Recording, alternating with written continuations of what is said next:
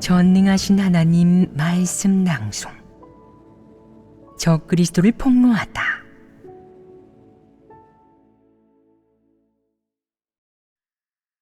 제8조.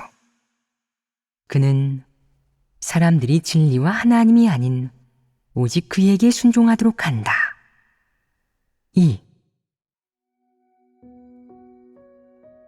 예전에 어떤 사람이 하나님의 재물을 사사로이 유용했는데 이 문제는 아주 심각하다. 이는 평범한 과오가 아니라 본성 본질의 문제이다. 그는 이방인과 접촉해 일을 처리할 때 끊임없이 과시하여 사람들이 그가 돈과 권력을 가졌다고 생각하게 했다. 사람들이 그에게 돈을 빌려달라고 하면 그는 거절하지 않았을 뿐 아니라 오히려 돈을 빌려주겠다고 약속까지 한 다음 하나님 집을 속이는 방법으로 돈을 빌려주었다. 이런 사람은 문제가 심각하다. 그렇게 큰 일은 마땅히 상부의 보고에 진상을 설명해야지 개인의 신용과 체면을 위해 하나님의 재물을 가지고 사람에게 응수해서는 안 된다. 이성적이고 하나님을 경외하는 마음이 있는 사람은 그런 일을 접하면 그렇게 처리할 것이다. 그러나 적그리스도가 그렇게 하겠느냐? 왜 그들을 적그리스도라고 하겠느냐? 그들이 하나님을 경외하는 마음은 전혀 없고 제멋대로 굴며 하나님, 진리, 하나님의 말씀은 완전히 잊어버린 데다가 하나님에게 조금도 진실로 순종하지 않은 채 개인의 이익과 명리, 지위를 최우선시하기 때문이다. 그는 속이는 방식으로 교회의 리더 일꾼을 미혹해서 돈을 이방인에게 빌려줬다. 그게 그의 돈이겠냐? 그는 말 한마디로 돈을 빌려주었는데 이는 하나님의 재물을 가지고 선물을 준 게 아니겠냐? 이게 바로 적그리스도가 하는 일이다. 일부 적그리스도는 정말로 이런 일을 저질렀다. 그가 이런 일을 저지를 수 있는 건 그의 성품이 대담하고 제멋대로이며 특히 오만하고 상당히 음험하기 때문이다. 또한 몹시 어리석어 보이기도 하는데 이루 말할 수 없이 어리석어서 자업자득할 수밖에 없다. 이런 사람은 어떻게 처리해야겠느냐? 출교시켜야 합니다. 출교시키면 끝이겠느냐? 손실은 누가 메꾸겠느냐? 그에게 배상하게 한 다음 출교시켜야 한다. 이런 일을 저지르는 적그리스도는 후한무치하지 않으냐? 이는 천사장과 뭐가 다르겠느냐? 천사장은 후한무치하게 천지만물은 내가 만들었고 인류는 내 소관이야 라고 말할 것이다. 천사장은 마음대로 인류를 짓밟고 폐괴시킨다. 적그리스도는 권력을 잡으면 이렇게 말한다. 당신들은 다 나를 믿고 따라야 해요. 내가 권력을 잡았고 내게 결정권이 있으니 무슨 일이 있으면 나를 찾고 교회의 돈은 내게 가져오세요. 누가 왜 당신에게 줘야 하죠? 라고 물으면 그는 내가 리더니까 내게 일을 관장할 권리가 있어요. 난 재물을 포함해서 모든 걸 다 관리해야 한다고요. 라고 한다. 그는 모든 것을 다 관리하려 한다. 그는 형제자매의 생명 진입에 어떤 문제나 어려움이 있는지 또는 어떤 설교나 하나님 말씀 서적이 부족한지와 같은 일들에는 관심이 없고 교회의 돈이 누구 손안에 보관되어 있는지 얼마나 있는지 그 돈을 어떻게 쓸지에만 관심을 갖는다. 상부에서 교회의 재무 상황에 대해 물어보면 그는 교회의 돈을 상납하지 않을 뿐 아니라 상부에서 실상을 알지 못하게 한다. 왜 상부에서 알지 못하게 하겠느냐? 그는 횡령하고 차지하려는 것이다. 적그리스도는 물질과 돈, 지위에 몹시 강하게 흥미를 느낀다. 그는 절대 겉으로 말하는 것과 같지 않다. 저는 하나님을 믿고 난 뒤 세상을 추구하지도 않고 재물을 탐하지도 않아요. 라고 하지만 그의 말은 절대 사실이 아니다. 그는 왜 지위를 추구하고 지키려고 용을 쓰겠느냐? 그는 그가 관할하는 모든 것, 특히 돈과 물질을 소유하거나 통제하고 차지하려는 것이다. 그는 그런 돈과 물질 같은 것을 지위의 복으로 여겨 누린다. 이는 진정한 천사장의 후예이자 명실상부한 사탄의 본성 본질이다. 지위를 추구하고 돈을 중시하는 모든 사람은 성품 본질에 분명 문제가 있는데 적그리스도의 성품만 가지고 있는 것처럼 그렇게 간단하지 않다. 그는 야심이 크고 하나님 집의 돈을 통제하려 한다. 그에게 사역 하나를 책임지게 하면 그는 우선 다른 이가 개입하는 것을 허락하지 않고 상부의 질문과 감독도 받아들이지 않는다. 그 밖에 그는 어떤 사역의 책임자를 맡든 가진 방법을 동원해 자신을 드러내고 보호하고 축혀 세운다. 늘 두각을 나타내어 남을 통치하고 통제하는 사람이 되려 하고 더 높은 지위를 독점하고 쟁취하려 한다. 심지어 하나님 집의 모든 것, 특히 하나님 집의 재물을 통제하려 한다. 적그리스도는 특히 돈을 좋아해서 돈을 보면 눈이 반짝이고 늘 돈에 대해 궁리하고 공들인다. 이는 모두 적그리스도의 상징이자 신호이다. 그에게 진리를 교제하거나 형제자매의 내적 상태를 알아보고 연약하고 소극적인 사람이 얼마나 있는지, 사람마다 본분 이행의 성과가 어떤지, 본분을 이행하기에 적합하지 않은 사람이 누구인지 등과 같은 문제를 물어봐도 그는 관심을 가지지 않는다. 그러나 하나님 재물과 관련된 경우 재물의 수량과 보관자, 보관장소, 비밀번호 등에 가장 관심을 갖는다.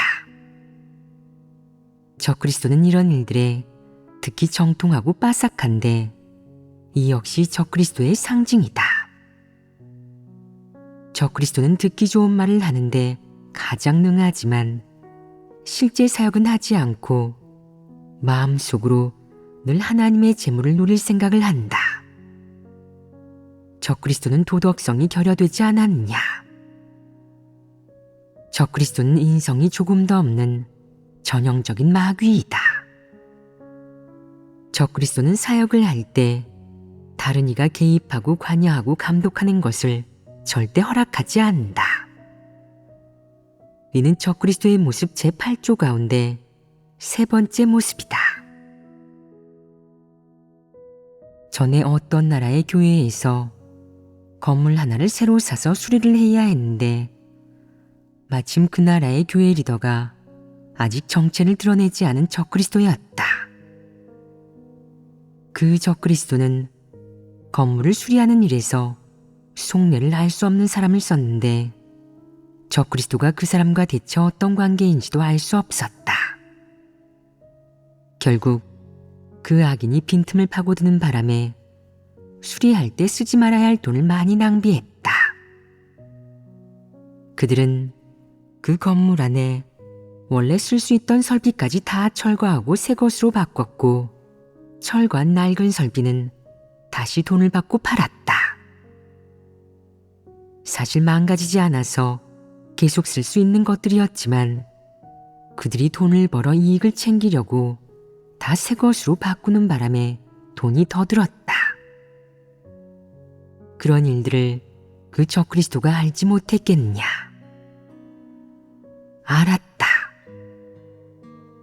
그럼에 그 악인이 그렇게 하도록 눈감아 주었겠느냐? 그 둘의 관계가 분명 비정상적이었기 때문이다.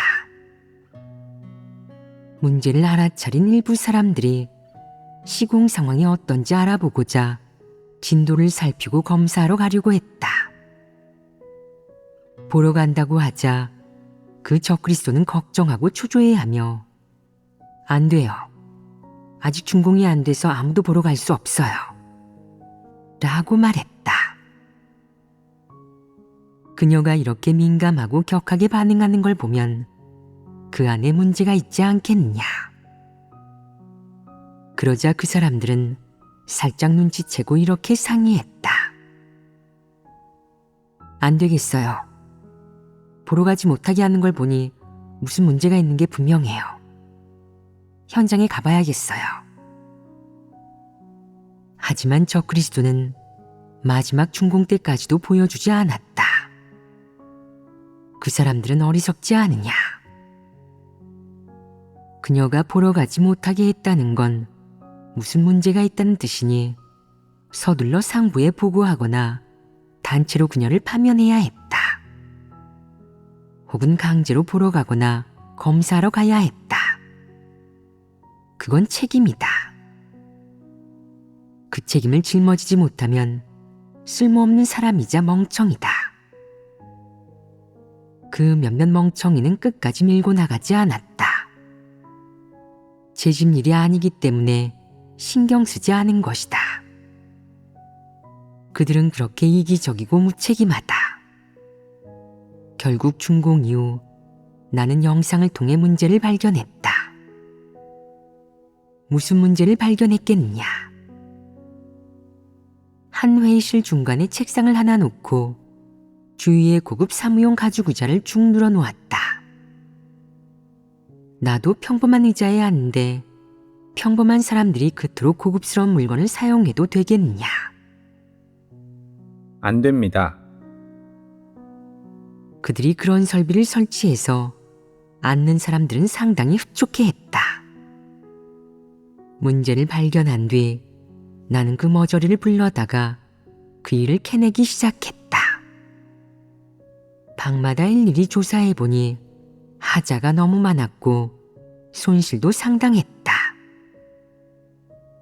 그는 아직 쓸 수 있는 기존 설비를 내다 팔아 낡은 설비로 돈을 벌었고 고가의 새 설비를 사서 돈을 벌었을 뿐 아니라 교회에 있어서는 안 될 장치를 설치했다.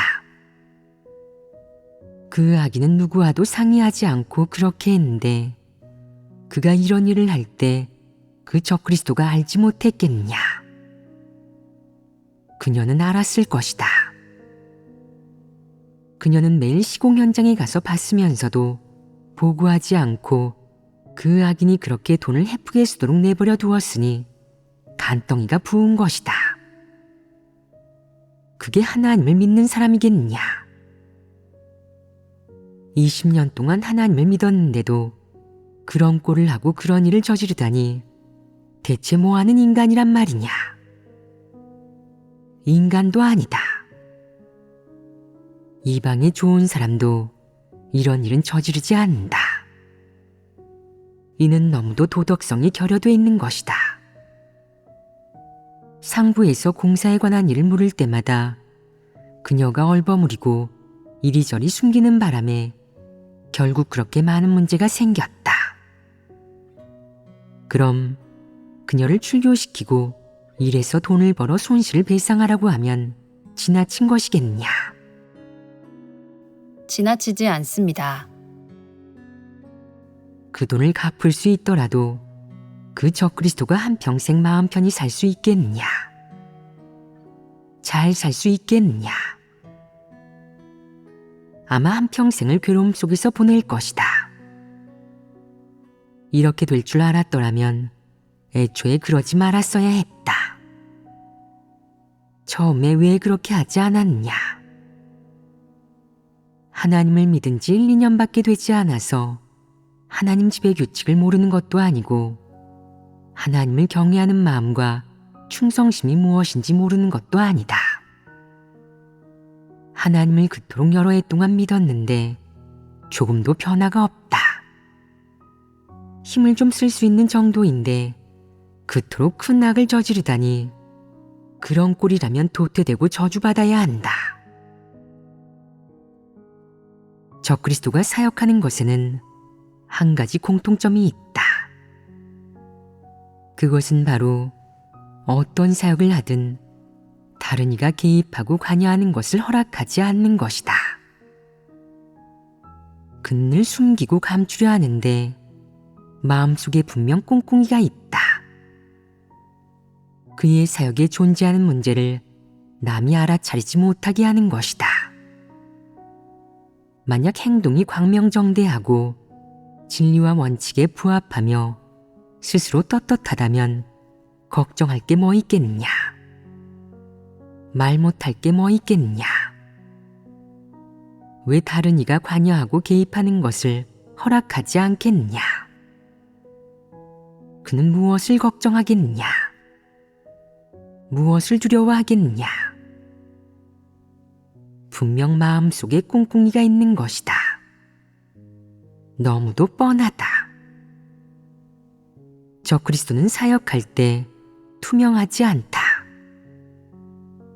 나쁜 일을 저지르면 감추고 엄폐하려 하고 허상을 만드는 데다가 노골적으로 속이기까지 한다.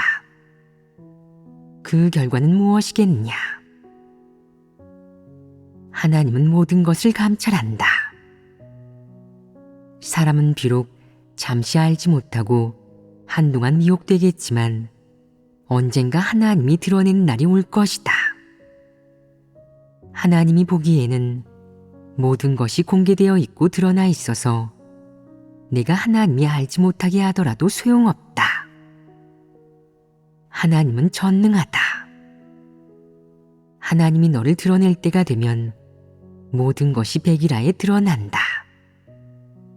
오직 적그리스도 같은 영적인 이해력이 없는 얼간이와 천사장의 본성을 가진 얼간이들만이 이렇게 생각한다. 내가 꼭꼭 숨기고 당신이 개입하지도 관여하지도 감독하지도 못하게 하기만 하면 당신은 아무것도 모를 거고 내가 이 교회를 완전히 통제할 수 있을 거야.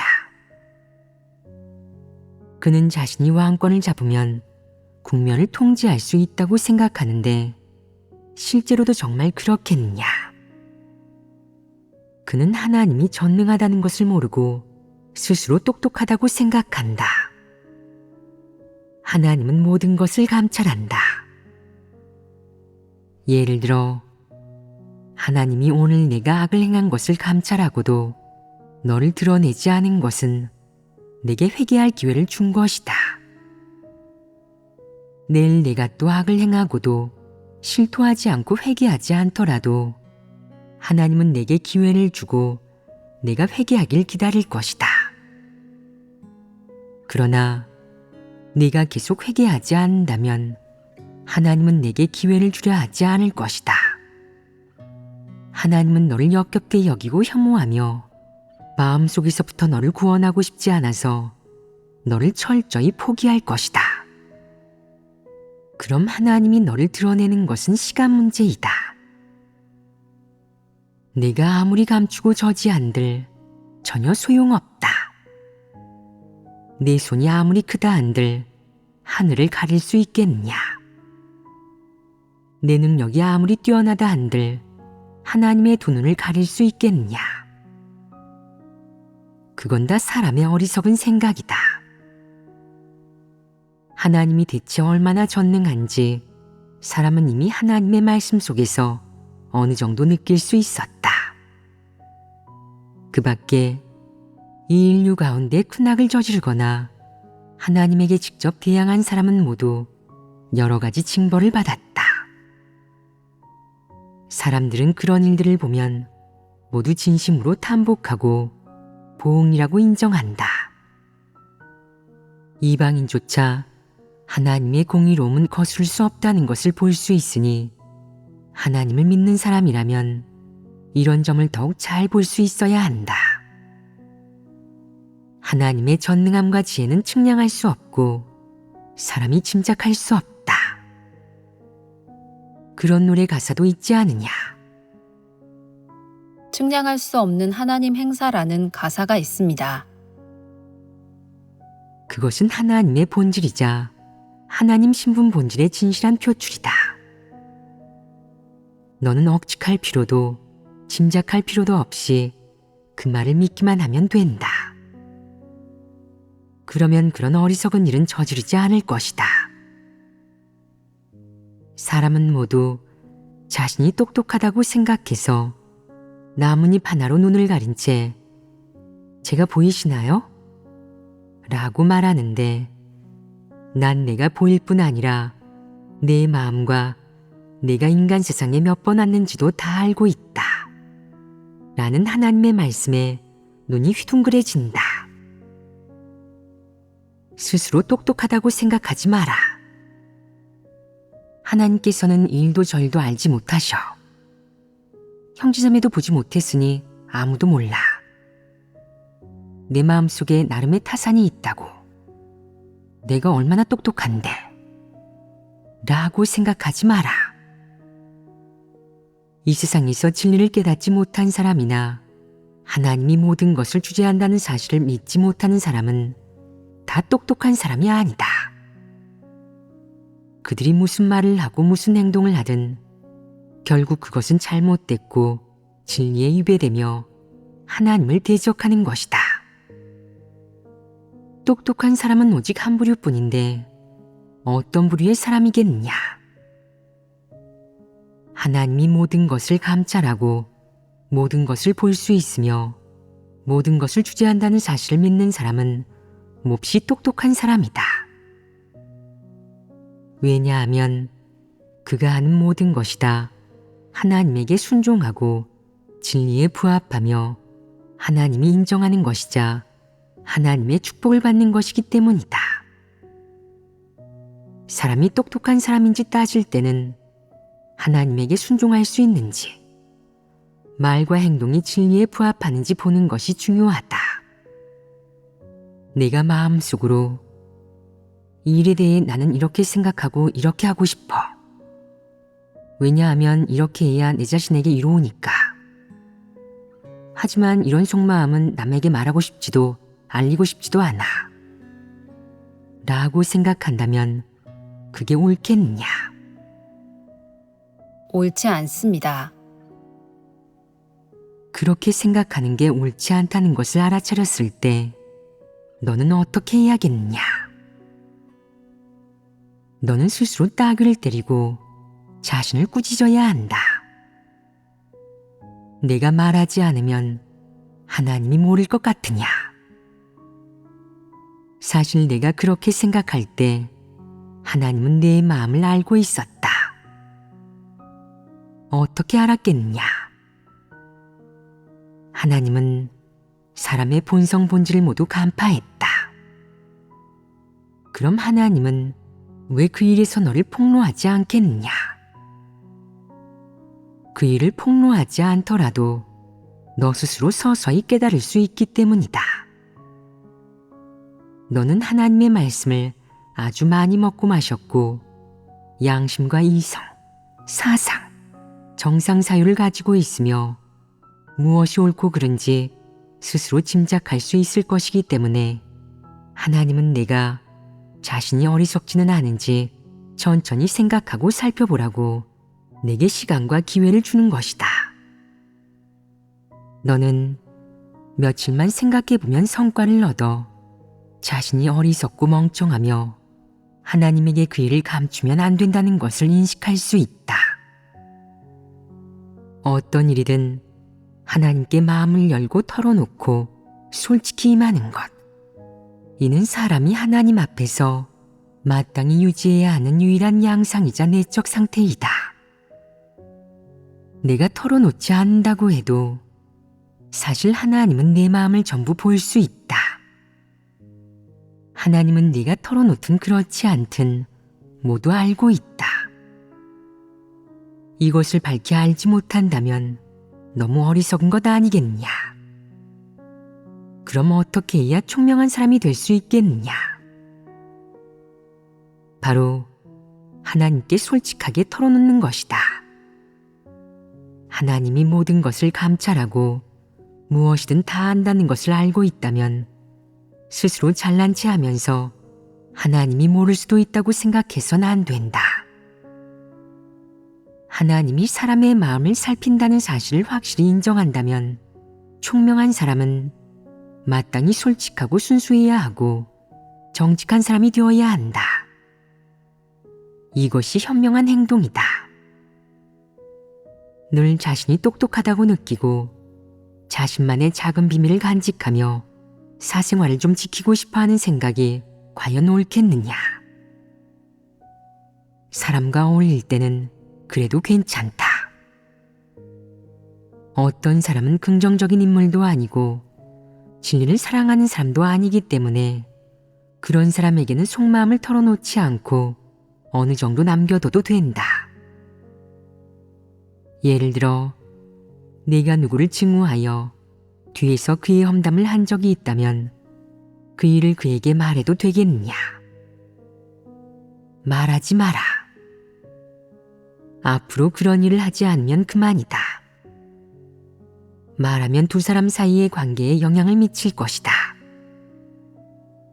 너는 마음속으로 자신이 나쁘고 내면이 더럽고 사악하며 남을 질투한다는 것을 알면서도 명리를 쟁취하기 위해 뒤에서 남을 험담하고 모함하기만 하니 얼마나 비열하냐. 너는 자신의 패배를 인정하고 그 일이 잘못됐다는 사실, 자신의 본성이 사악하다는 사실을 인식하고 하나님 앞에 와서 하나님에게 하나님, 저는 뒤에서 사악하고 비열한 짓을 저질렀어요. 저의 죄를 사해 주시고 저를 이끌고 꾸짖어 주세요. 앞으로는 그런 짓을 저지르지 않게 노력할게요. 라고 기도하면 된다. 사람과는 방식을 좀 따져도 되지만 하나님에게는 단순히 털어놓는 게 제일 좋다. 내가 속셈을 품고 방식에 신경 쓰면 문제가 생긴다. 내가 늘 어떻게 말해야 하나님이 나를 대단하게 보고 내가 무슨 생각을 하는지 모르실까? 어떻게 말하는 게 적절한 거지? 좀 포장하고 돌려 말하자. 방식도 따지고. 그럼 하나님이 날 대단하게 보실지도 모르잖아. 라고 생각한다면 하나님이 그것을 모를 것 같으냐? 내가 어떻게 생각하든 하나님은 전부 알고 있다. 그렇게 생각하는 것은 피곤한 일이다. 사실대로 말하면 얼마나 간단하고 사는 게 홀가분하겠느냐. 그럼 하나님은 너라는 사람을 정직하고 순수하며 솔직한 마음을 지녔다고 할 것이다. 이는 더없이 값진 일이다. 솔직한 마음과 정직한 태도를 지니고 있으면 때로는 너무 지나쳐 어리석은 행동을 할지라도 하나님은 과오로 보지 않는다. 그것은 많은 꿍꿍이를 품고 마음속으로 늘 뭔가 생각하며 가공하는 것보다 훨씬 낫다. 적그리스도가 그렇게 할 수 있겠느냐? 그럴 수 없습니다. 적그리스도의 길을 걷는 사람은 모두 적그리스도의 성품을 가지고 있고 적그리스도의 성품을 가지고 있는 사람은 적그리스도의 길을 걷는다. 그러나 적그리스도의 성품을 가지고 있는 사람과 적그리스도는 조금 다르다. 적그리스도의 성품을 가지고 있거나 적그리스도의 길을 걷는다고 해서 그 사람이 적그리스도인 것은 아니다. 그러나 만약 그가 회개하지 않고 진리를 받아들이지 못한다면 적그리스도가 될 수도 있다. 적그리스도의 길을 걷는 사람은 아직 적그리스도가 되지 않았기 때문에 여전히 회개할 희망과 기회가 있다. 만약 악을 많이 행해 적그리스도로 규정되어 바로 제명되고 출교된다면 회개할 기회가 없다. 적그리스도의 길을 걷는 사람이 만약 악을 많이 행하지 않았다면 최소한 아직은 악인이 아니라는 뜻이고, 만약 진리를 받아들일 수 있다면 한 줄기 희망이 있다. 하지만 한사코 진리를 받아들이지 못한다면 설사 악을 많이 행하지 않았더라도 구원받기 매우 어렵다. 왜 적그리스도는 구원받지 못하겠느냐? 적그리스도는 진리를 전혀 받아들이지 않기 때문이다. 정직한 사람이 되려면 드러내고 털어놓아야 하고 솔직하고 성실하게 대해야 하며 할 말을 솔직히 하고 간사한 짓은 하지 말아야 한다고 하나님 집에서 아무리 교제해도 그는 받아들이지 못한다. 그는 늘 정직한 사람이 되면 손해를 보고 진실을 말하면 멍청하다고 생각해서 한사코 정직한 사람이 되려 하지 않는다. 이게 바로 진리를 싫어하고 증오하는 적그리스도의 본성이다. 진리를 전혀 받아들이지 않는데 어떻게 구원받을 수 있겠느냐? 적그리스도의 길을 걷는 사람이 만약 진리를 받아들일 수 있다면 그건 적그리스도와 분명히 차이가 있는 것이다. 적그리스도는 모두 진리를 전혀 받아들이지 못하는 사람으로 잘못을 얼마나 많이 저지르고 악을 얼마나 많이 행하든 교회의 사역과 하나님 집의 이익에 손실을 얼마나 많이 입히든 그는 시종일관 자신을 반성하거나 인식하지 않고 책망과 훈계가 임해도 진리를 전혀 받아들이지 않기 때문에 교회에서 그를 악인이자 적그리스도로 규정하는 것이다. 적그리스도는 기껏해야 자신의 행동이 원칙에 위배되고 진리에 부합하지 않는다는 것만 인정할 뿐 그가 일부러 악을 행하고 하나님을 대적했다는 것은 절대 인정하지 않는다. 그는 잘못을 인정할 뿐 진리를 받아들이지 않고 나중에 또 여전히 악을 행하며 진리를 전혀 실행하지 않는다. 적그리스도가 시종일관 진리를 받아들이지 않는다는 것을 통해 적그리스도의 본성 본질이 진리를 싫어하고 증오한다는 것을 알 수 있다. 그는 하나님을 몇 년 믿든 여전히 하나님을 대적하는 사람이다. 반면 보통 폐교된 인류도 모두 적그리스도의 성품을 가지고 있지만 적그리스도와는 차이가 있다. 일부 사람은 심판하고 폭로하는 하나님의 말씀을 들으면 마음속에 새기고 반복해서 생각하고 자신을 반성하면서 이게 적그리스도의 성품이고 적그리스도의 길을 걷는 것이었구나. 이 일이 이렇게나 심각했구나. 내가 이런 내적 상태와 모습, 이런 측면의 본질을 가지고 있었고 이런 부류의 사람이었구나. 라고 인식할 수 있다.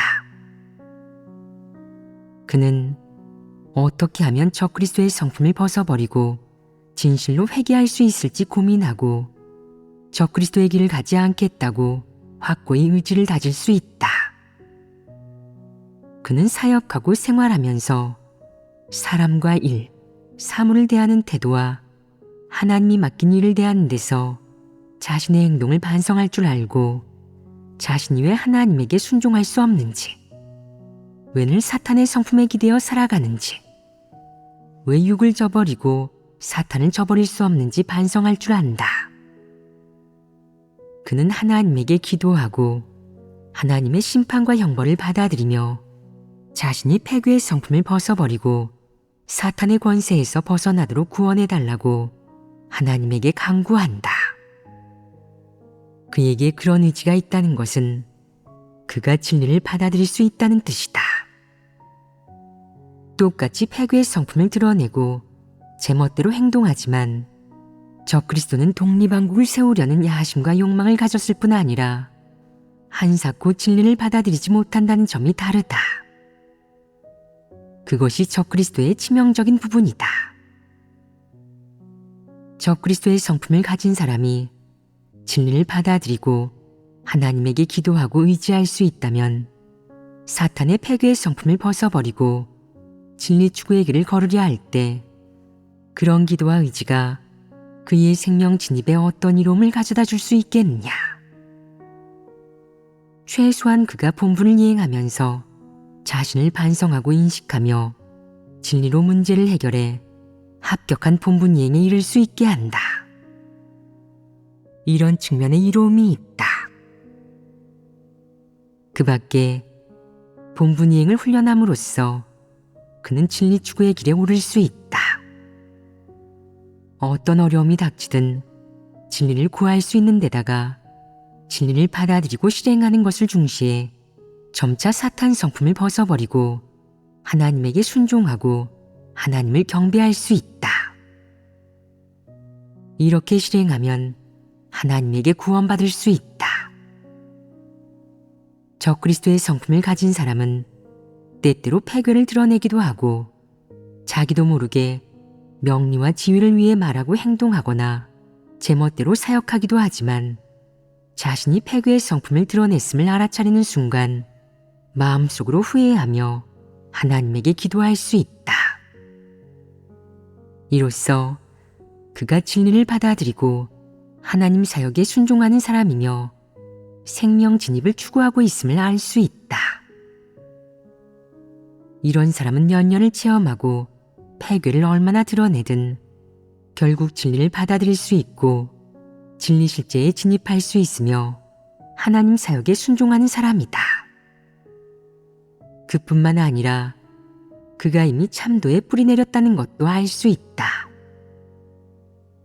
그러나 일부 적그리스도의 길을 걷는 사람은 진리를 받아들이지 못하는데 그러면 적그리스도와 마찬가지로 구원받기 쉽지 않다. 이런 부류의 사람은 적그리스도를 폭로하는 하나님의 말씀을 들어도 아무런 느낌도 없고 개의치 않는다. 적그리스도의 성품이라는 측면의 주제를 교제할 때 자신도 적그리스도의 성품을 가지고 있고 적그리스도의 길을 걷고 있다는 것을 인정한다. 그는 말은 꽤 잘하지만 진리를 실행할 때가 되면 여전히 진리 실행을 거부하고 제멋대로 행동하고 여전히 적그리스도의 성품에 따라 행동한다. 그에게 적그리스도의 성품을 드러낼 때 마음속에 싸움이 있나요? 지위를 지키기 위해 말할 때 마음속으로 자책하나요? 적그리스도의 성품을 드러내는 것을 스스로 반성하고 인식하나요? 자신의 패괴의 성품을 인식하고 나서 후회하는 마음이 드나요? 나중에 조금이라도 회개하고 변화하나요? 라고 물으면 그는 분명 답하지 못할 것이다. 그런 체험과 경험이 없기 때문에 그는 아무 말도 하지 못하는 것이다. 이런 사람이 진실로 회개할 수 있겠느냐? 쉬울 리 없다. 정말로 진리를 추구하는 사람이라면 그는 적그리스도의 성품을 드러내기만 해도 마음이 괴롭고 초조하고 속이 타서 이렇게 생각할 것이다. 이 사탄 성품을 왜 벗어버릴 수 없을까? 웬을 패괴의 성품을 드러낼까? 패괴의 성품은 왜 이렇게 완고하고 다루기 어려울까? 진리 실제에 진입하는 게 왜 이렇게 어려울까? 이로써 그의 생명 체험이 매우 얕고 패괴의 성품이 아직 별로 해결되지 않았음을 알 수 있다. 그래서 일이 닥칠 때 마음속의 싸움이 유독 격렬하고 더욱더 고통스러워하는 것이다. 그는 사탄 성품을 벗어버리려는 의지는 있지만 마음속에서 사탄 성품과 싸움을 벌일 수밖에 없고 그렇게 싸우는 내적 상태는 날로 심각해진다. 그리고 자신을 더 깊이 인식하고 자신의 패기가 너무 깊다는 걸 알게 되면서 그는 더욱 진리를 얻는 것을 갈망하고 진리를 소중히 여기게 되며 자신과 패괴의 성품을 인식하는 과정에서 끊임없이 진리를 받아들이고 실행할 수 있게 된다. 그러면 그의 분량은 점차 자라게 되고 그의 생명 성품도 진실로 변화하기 시작할 것이다. 이렇게 체험해 나가다 보면 해가 갈수록 점점 더 좋아져서 결국 육을 이기고 패괴를 벗어버릴 수 있고 자주 진리를 실행해 하나님에게 순종할 수 있다. 생명 진입은 쉽지 않다. 그것은 다 죽어가는 사람을 응급구조하는 것이나 마찬가지이다.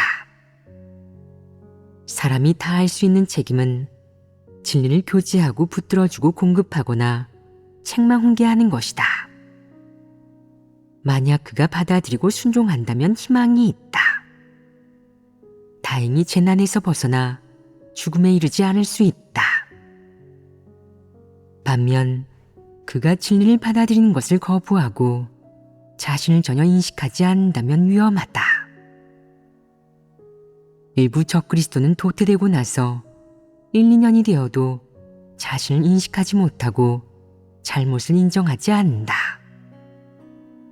그러면 그는 생명의 흔적이 조금 더 없는 것이며 이를 통해 구원받을 희망이 없음을 알 수 있다. 너희는 책망과 훈계를 받으면 진리를 받아들일 수 있겠느냐? 네, 받아들일 수 있습니다. 그렇다면 희망이 있다. 그건 좋은 일이다. 진리를 받아들일 수 있다면 구원받을 희망이 있다. 구원받으려면 많은 고비를 넘겨야 하는데 여기서 말하는 고비란 무엇이겠느냐? 끊임없이 패괴의 성품과 싸우는 것. 사탄이나 적그리스도의 패괴의 성품과 싸우는 것이다. 패괴의 성품은 너를 통제하려 하고 너는 그것에서 벗어나려 하며 패괴의 성품은 너를 미혹하려 하고 너는 그것을 버리려 한다. 너는 패괴의 성품을 인식하고 나서도 그것에서 벗어나지 못해 괴로움과 고통을 느끼며 기도한다. 때로는 한참이 지나도 사탄 성품의 통제를 벗어나지 못하는 자신을 보고 희망이 없다고 느끼기도 하지만 체념하지 않고 그렇게 소극적이고 의기소침한 상태로 살아갈 수는 없으니 계속 싸워야 한다고 생각한다. 본분을 이행하고 하나님 사역을 체험하는 과정에서 사람 내면의 반응은 점차 달라진다. 어쨌든 생명이 있으면 진리를 추구하는 사람이다. 그의 내면은 끊임없이 변화하고 있고 사상 관점과 행위, 행동 방식, 나아가 마음 깊은 곳의 속셈과 의견, 뜻, 생각이 모두 계속 바뀌고 있다. 그뿐만 아니라 무엇이 옳고 무엇이 그른지, 자신이 무슨 잘못을 저질렀는지, 그렇게 생각하는 게 옳은지 그른지, 그런 관점이 진리에 부합하는지 부합하지 않는지, 그런 행동 원칙이 하나님의 뜻에 맞는지 맞지 않는지, 자신이 하나님에게 순종하는 사람인지 아닌지, 자신이 진리를 사랑하는 사람인지 아닌지를 점점 더 명확히 분별할 줄 알게 된다. 이런 것들이 마음속에서 점점 더 명확해진다. 그럼 이런 성과에 이르려면 무엇을 토대로 해야겠느냐? 진리를 깨달으면 실행하고 진입하는 것을 토대로 해야 한다. 왜 적그리스도는 절대 변화에 이룰 수 없다고 하겠느냐? 그가 진리를 깨달을 수 없겠느냐? 깨달을 수 있습니다. 그는 진리를 깨달을 수는 있지만 실행하지 않고 들어도 실행하지 않는다.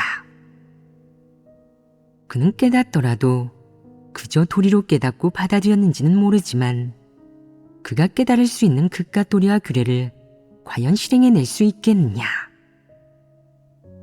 그럴 수 없다.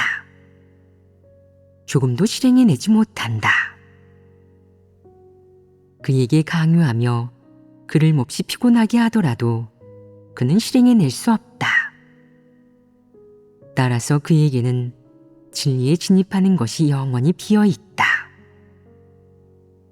적그리스도는 정직한 사람이 되겠다고 아무리 말하고 애써도 정직한 말은 한마디도 내뱉지 못하며 하나님의 마음을 헤아리겠다고 아무리 말해도 이기적이고 비열한 속셈을 내려놓지 못한다.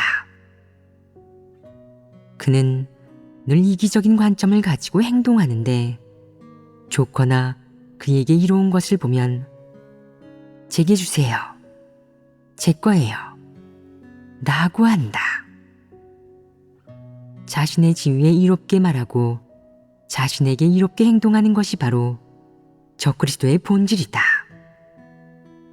순간적으로 영감이 떠올라 진리를 조금 깨달은 느낌이 들면 저는 실행하고 변화해서 하나님을 흡족해 해야 해요. 라며 열성적으로 구호를 몇 마디 외친다. 하지만 진리를 실행해야 할 때가 되면 그가 과연 실행하겠느냐? 그는 실행하지 않는다. 하나님이 뭐라고 말씀하든 진리와 실상을 얼마나 많이 얘기하든 사례를 얼마나 많이 들든 그는 감동받지 않고 그의 야심도 흔들리지 않는다. 이게 바로 적그리스도의 특징이자 표지이다. 그는 진리를 전혀 실행하지 않는다. 그가 하는 말은 아무리 그럴듯해도 남들에게 들으라고 하는 말이자 틀에 박힌 말이며 그에게는 역시 하나의 이론이다. 사실 이런 부류의 사람은 마음속으로 진리를 어떻게 정리하겠느냐? 전에 적그리스도의 본성 본질이 무엇이라고 했느냐? 진리를 증오하는 것이라고 했습니다. 그렇다. 그는 진리를 증오한다. 그는 자신의 사악함, 이기적인 것과 비열함, 교만함, 흉악함, 지위와 재물을 차지하고 사람을 통제하는 것이 그 무엇보다도 중요한 최고의 진리이자 철학이라고 생각한다. 지위가 생겨 사람을 통제할 수 있으면 자기가 하고 싶은 대로 할 수 있고 어떤 야심과 욕망도 다 이룰 수 있는데 이것이 바로 적그리스도의 최종 목적이다. 적그리스도는 진리를 싫어하고 증오하는데 진리를 싫어하는 사람에게 진리를 받아들이고 실행하라고 하는 게 가능하겠느냐? 그렇게 하면 소에게 나무에 오르라고 하고 늑대에게 풀을 먹으라고 하는 것과 같다. 이것은 그것들을 힘들게 하는 것 아니겠느냐? 때때로 늑대가 양무리에 섞여 들어와 양들과 어울리는 것을 볼 수 있는데 어울리는 척하면서 양을 잡아먹을 기회를 기다리는 것일 뿐 늑대의 본성은 영영 변하지 않는다. 마찬가지로 적그리스도에게 진리를 실행하라고 하는 것은 늑대에게 양을 잡아먹는 본능을 버리고 풀을 먹으라고 하는 것이나 다름없는 불가능한 일이다. 육식동물인 늑대가 양과 여러 동물을 먹는 것은 변하지 않는 본성이다. 만약 누가 저는 제가 적그리스도인지 아닌지 모르겠어요. 하지만 진리를 교제하는 걸 듣기만 하면 속이 끓고 증오심이 생겨요. 누가 저를 책망 훈계하면 저는 그를 더욱 증오하죠. 라고 말한다면 그는 적그리스도가 아니겠느냐.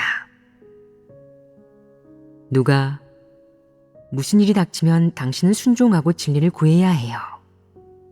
라고 하면 그는 순종은 무슨 잠자코 있어요.